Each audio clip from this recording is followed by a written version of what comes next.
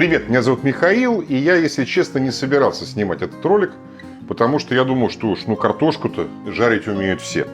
А потом я посмотрел несколько роликов и вообще ужаснулся, потому что люди живут в каменном веке.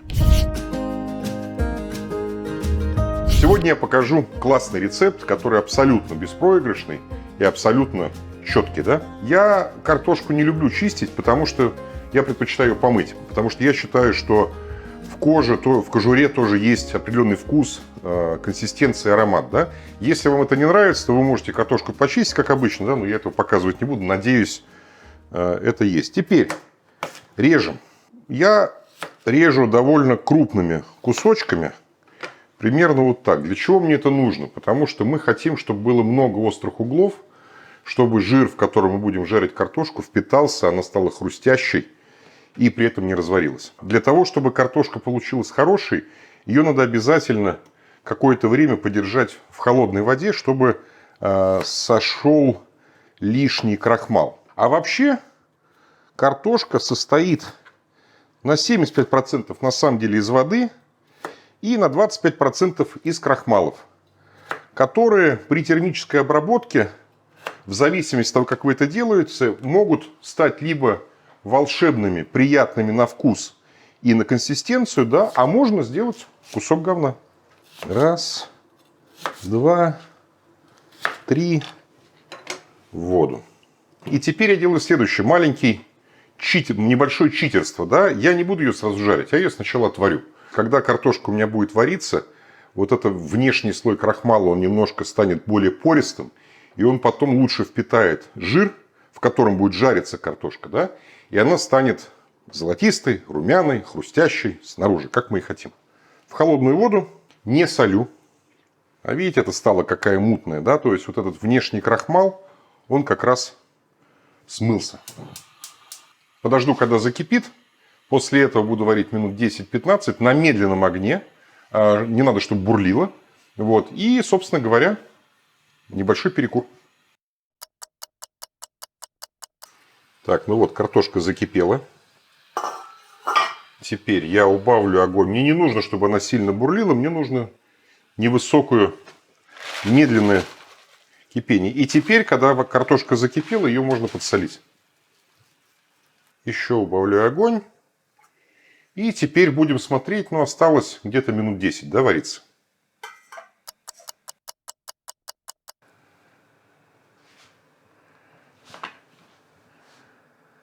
Ну вот. То, что мне нужно, да.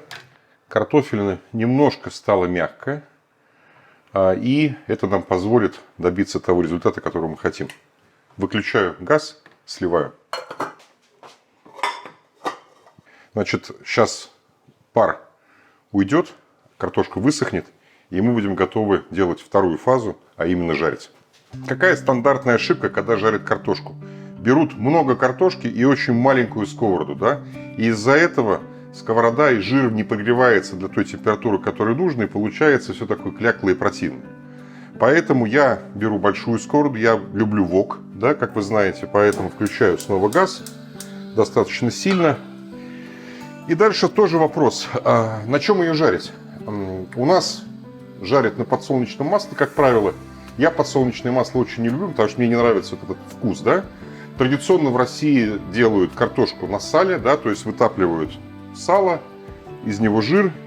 Я считаю, что это в 1000 раз лучше, потому что сало имеет прекрасный аромат. Но есть еще лучший способ, это более французский вариант, топленый утиный жир. Довольно щедро.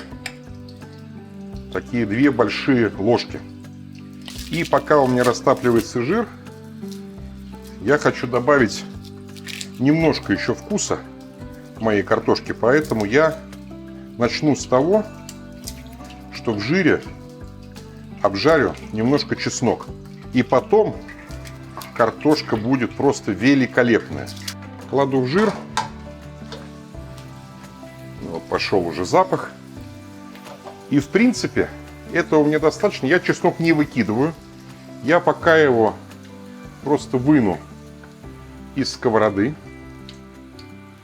Картошка за это время подсушилась. И теперь я спокойно добавляю картошку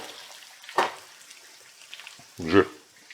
Значит, я не буду много ее мешать, я спокойно ее оставлю, чтобы она жарилась на среднем огне. А пока займусь следующим. У меня есть свежий розмарин, у меня есть свежий тимьян.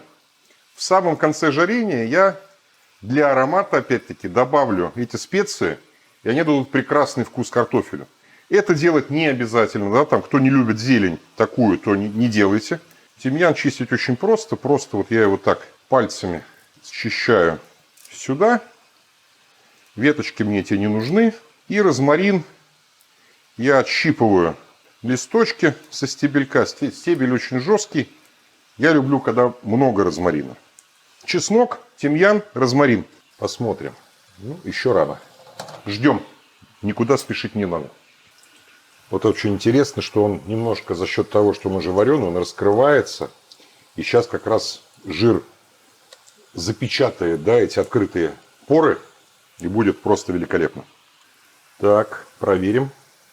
Ну вот, начинает быть похоже на правду. Аккуратно его переворачиваю, чтобы не разрушить, потому что структура очень нежная сейчас, да, из-за того, что картофель вареный.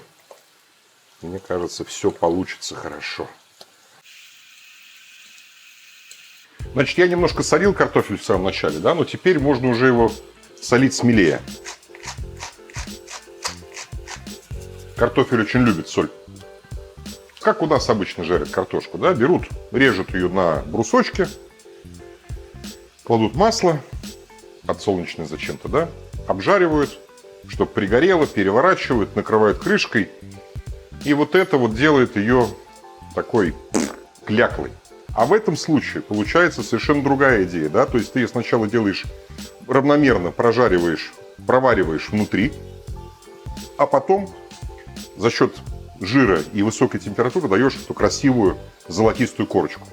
Готовая картошка, вареная картошка лучше впитывает жир, лучше впитывает его ароматы, да, и не дает той влаги, как если бы вы брали и делали, пытались бы жарить картошку абсолютно сырую.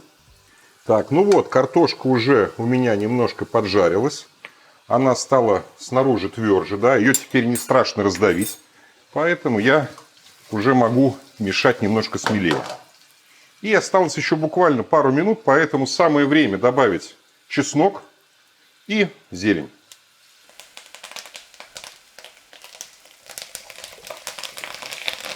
Вот какая она. Золотистая, хрустящая снаружи. Неплохо?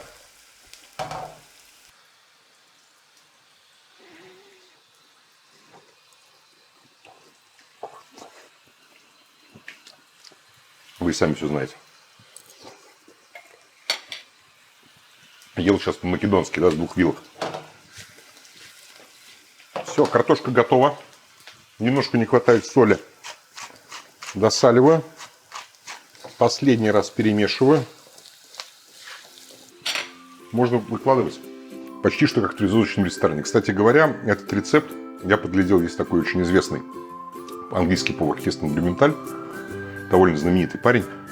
Он очень много экспериментирует с температурами и так далее, и так далее. У него целая теория. Если вам интересно, загуглите, почитайте. То есть он там про картошку описывает вообще фантастические вещи, которые просто невозможно пересказать.